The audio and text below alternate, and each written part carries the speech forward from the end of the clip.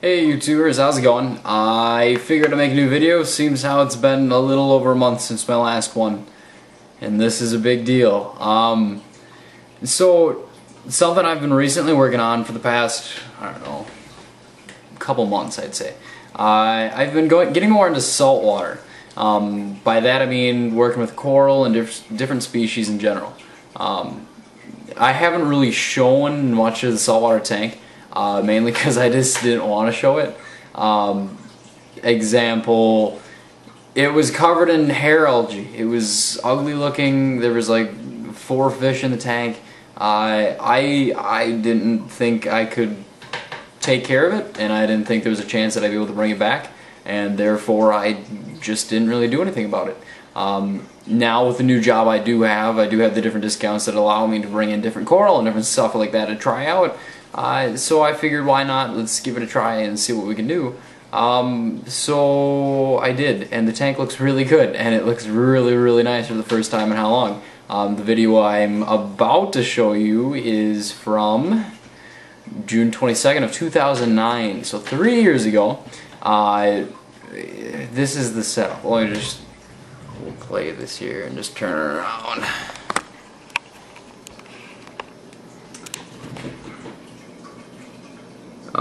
Brown, there's a lot of no color, there's hair algae all along the back here. You can see it kind of back here as well. And this really went down about a year later. So 1 year later, all the hair algae bloomed out. What we have for stock is a yellow tang, a tomato clown, a Nassarius clown, and a bunch of damsels. That's it. Oh, and a 6-lane Wrasse. So the majority of the tank was aggressive Wrasse, not Wrasse, aggressive damsels. 3 of which were the same species, and one's a blue Fiji. There might be another blue in there. I think there's 2. But yeah, it was an aggressive setup and just wasn't a good idea in general. You couldn't really put any other fish in it. This is pretty much the set tank. This is what we could have done. Enough of that. So, let's set this back up on the stand here. Sure, that works. So, pretty much I'm going to show you really, that's annoying. Alright. I kind of fixed it. A really big change in the saltwater setup. I'm not an expert as far as saltwater goes in general. I do know my invertebrates, my fish fairly well as far as information, just basic info. But as far as the water chemistry goes with calcium phosphates, keeping the pH high enough, what else is in there? Magnesium levels, everything you need to grow really good coral. I don't know. I started off simple by getting a mushroom. The mushroom's in the tank still. I haven't lost any coral so far. I take that back. I had some zoos that got lost in the sand substrate and ended up dying because I didn't know where they were, and they showed up randomly after the sand sifter rotted out. So that's the only thing I've killed, and that was something I could have controlled and didn't look for. But it's looking really good. It's doing really well. This is, I mean, like I said, it's the first time I've ever done anything like this. A lot of what I'm using is going to be coral that a lot of other hobbyists would see as pests. I have mushroom corals, which is seen as a pest coral because they populate all over the place and they sting your other corals. Also, I have Xenia in there, pulsating Xenia, 2 different species. People once again frown upon it because it spreads and it stings. I am a coral noob, therefore I don't care. If it lives and it looks good, I am happy with it.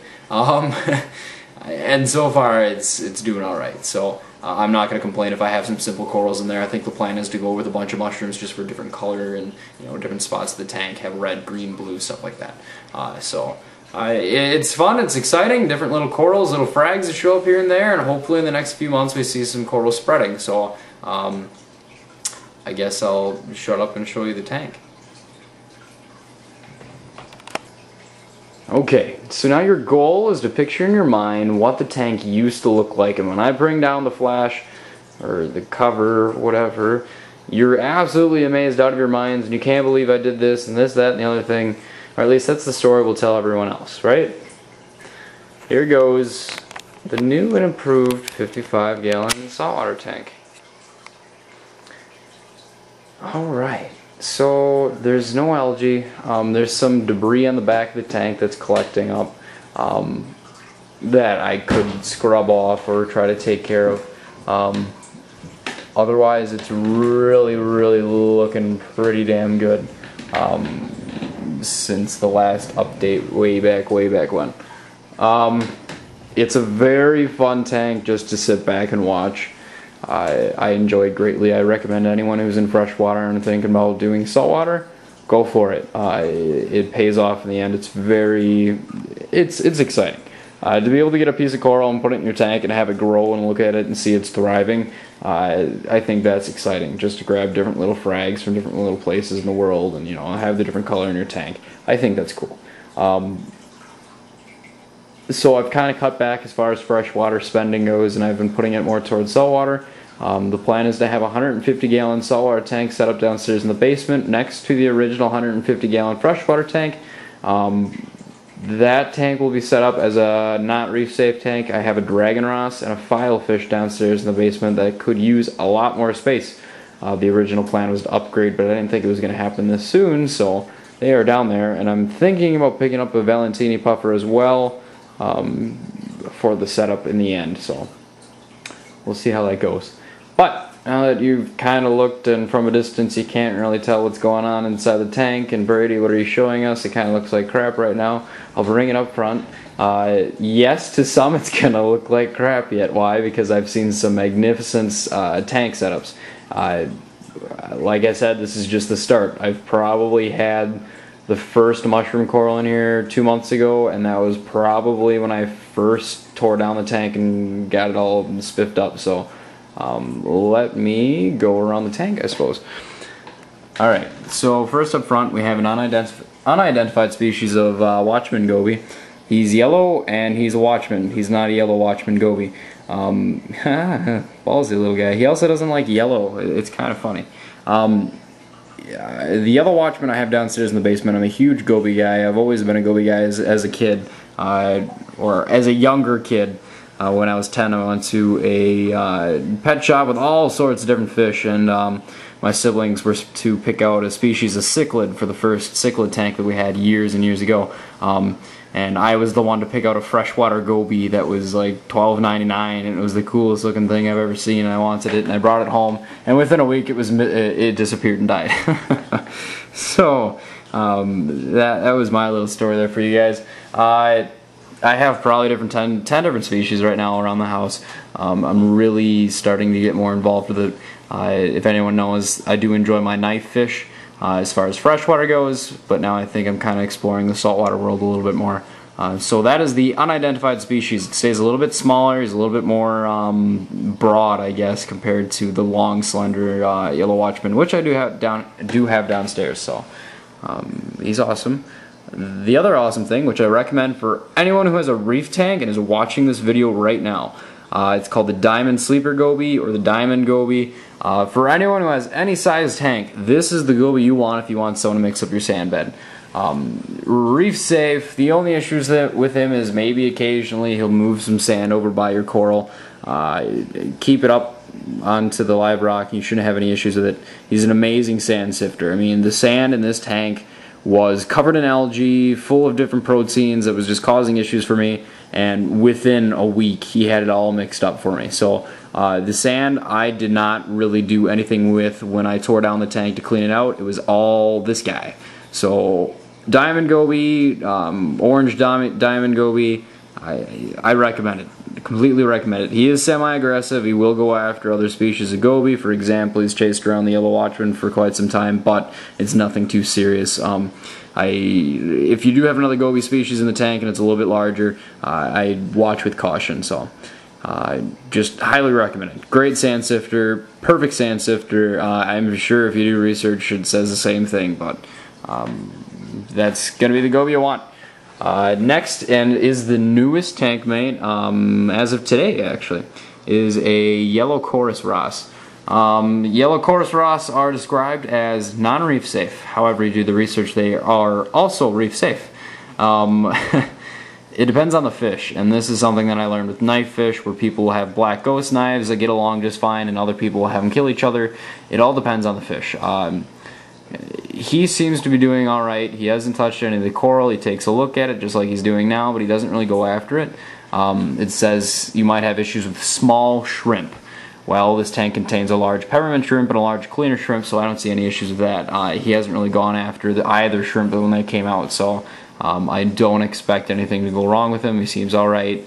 I have seen them in reef setups before, so it was just kind of odd for me to see that it was supposed to be not reef safe, but very cool coloration. I think the 2 yellow fish in the tank really bring out some color, and I do plan on adding more fish yet with a little bit more color, but this is a start. So right behind him is going to be the green star polyps back there in the corner, which also people think is a nuisance. I know. Next to that is pulsating Xenia. And then up top, recently at work we had a thing of bird's nest, SBS coral, small polyp coral. Did I say that right? Small polyp, stony coral. And it died, the base was completely dead, so I took off all the tips and hopefully it comes back a little bit. I don't know, I see some white on the base. All the frags and different coral are glued in with I think in epoxy it's called Corifix, C-O-R-A-F-F-I-X by Two Little Fish or something like that. Very good product, I recommend it. I mean, it hardens in 20 seconds if you add a little sea salt or sea water. Very, very, very good product. Continuing on, next to it is going to be some zoos. I don't know what kind they are, but they have an orange center. Same with this rock over here. I don't know what kind, but orange center. So if anyone has a clue, let me know. Very small too.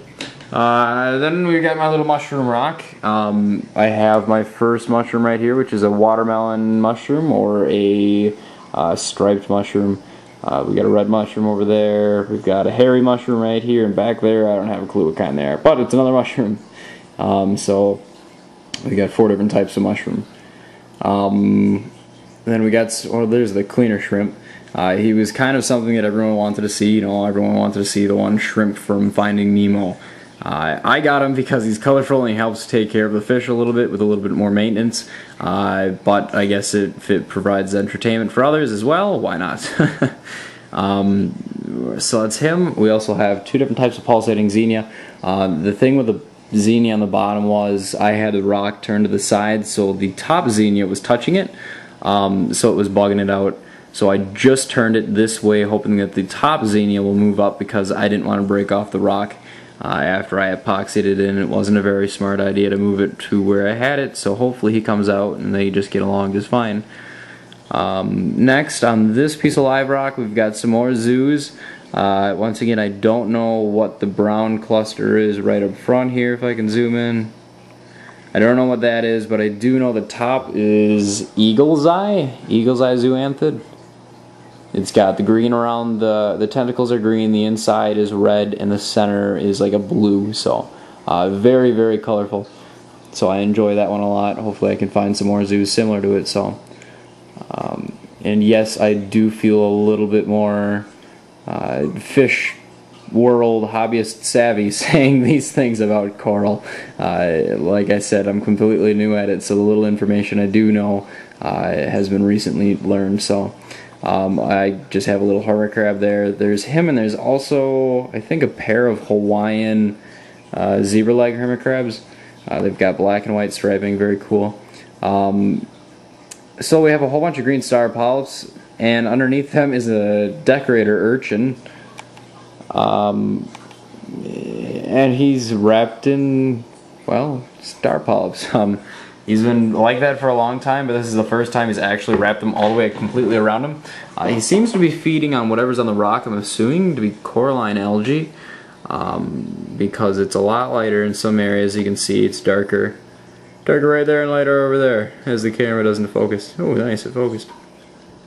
But that's him, and that's what he'll probably spend the night doing, is trying to pick off all that algae. So I don't mind it. I've never had coralline algae before. I know it's supposed to be beneficial to the tank, but as long as I keep my levels up and everything else, I don't think it should be that big of a deal. But then again, if you disagree, you can let me know. Down here we have a bubble tip anemone. he's moved all over the tank. He was over there in that corner, and then he moved all the way over here. He was originally attached to that rock, and then he dug all the way underneath this and hid underneath this rock here. So this is the first time he's been out today. He's actually crawled all the way up to the front again. So very cool, feeding him krill. He has yet to host my clownfish. I don't know what the deals with that is. I don't know what I'm supposed to do with it. But otherwise he's very cool to have inside the tank, something different. This rock right here, it's completely pink because every single bit of it is covered with pink star polyps. Only a few of them are out right now. However, the entire thing literally expands to a bunch of star polyps. There's thousands upon thousands of them that will come out, so right now they're just all tucked in. And we've just got some miscellaneous plant that I put in there that I figured maybe it would grow and it look kind of cool, but now I'm just leaning towards coral. I don't know, more Xenia over here. And then we come to our fish stock. We have 2 Zebra Dartfish.